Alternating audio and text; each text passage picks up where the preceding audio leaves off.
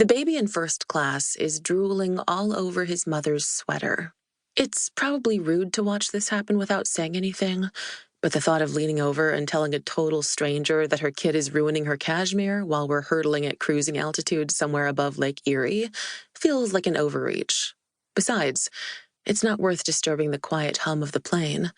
Not when this baby, I think it's a boy, has been asleep since we left New York, and there's still another hour to go before we hit the Midwest. So instead, I keep staring, likely thanks to that predictable late 20s biological pull, but also out of envy as I try to think of the last time I felt that untroubled, that indifferent to space and time and turbulence. At least the baby is one of those objectively cute ones, fat cheeks weighing down that soft, milky pale face, lips scrunched in a rosebud, two ghostly eyebrows suggesting a strain of ancestry that my mother would be able to geolocate immediately in the way Chinese women always can, even when afforded only a glimpse through the rear view of whoever might be waiting behind us in the McDonald's drive-thru with the same telltale nose bridge. It happened rarely enough in central Illinois that those moments of recognition always resembled a special occasion. From the folds of the baby's blanket toddles one thick leg, tightly furled like a drumstick wrapped with a little gray sock.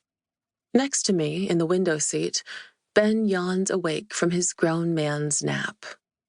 He follows the direction of my stare and nudges me. "Hey," Ben says with a grin, "one thing at a time." I roll my eyes, moving my gaze off the baby and down to Ben's great-grandmother's ring, which I slide up and down my finger again. It's turning into a bad habit.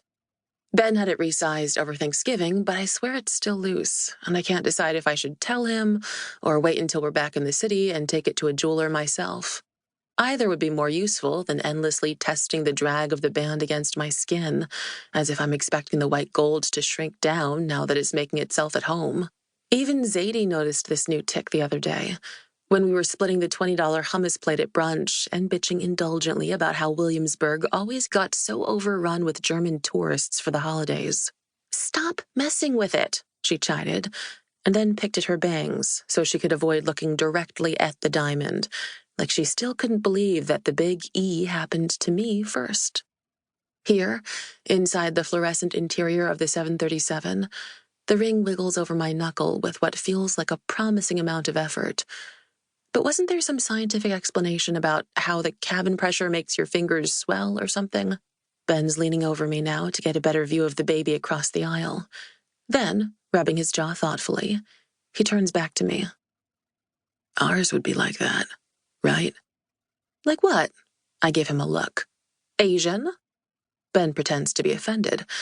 It's part of our ever-running gag, because of course he isn't making this about that. "No," he says, smiling impishly. "Quiet."